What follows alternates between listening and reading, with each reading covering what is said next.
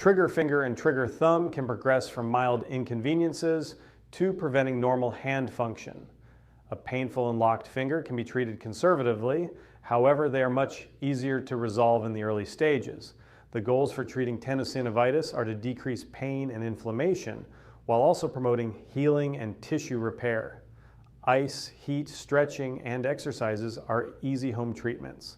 Shockwave therapy is an excellent treatment for accelerating tendon healing and repair. It also breaks down scar tissue adhesions and speeds conversion to proper tendon collagen. The treatment utilizes the body's natural healing and repair processes by causing micro damage to scar tissue and areas with chronic tendinopathy.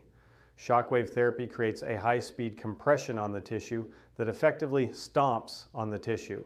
The sudden impact stretches the less flexible scar tissue and breaks it, triggering the proper repair of tissue.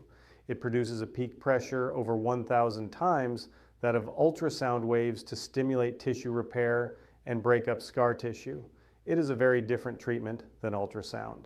In a 2016 study published in the Journal of Sports Medicine, the authors found shockwave therapy reduced pain by 67% within 1 month and by 91% at 12 months.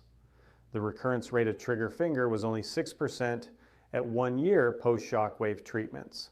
We often use the Graston technique in conjunction with shockwave therapy for tendon injuries. Graston technique utilizes shearing and pulling forces across scar tissue to tear up the nodules. Both these treatments activate the fibroblast repair mechanisms inside the body. We have seen many patients quickly regain the function of their hands and eliminate tenosynovitis pain and clicking. Visit our website for more information on the available treatment options.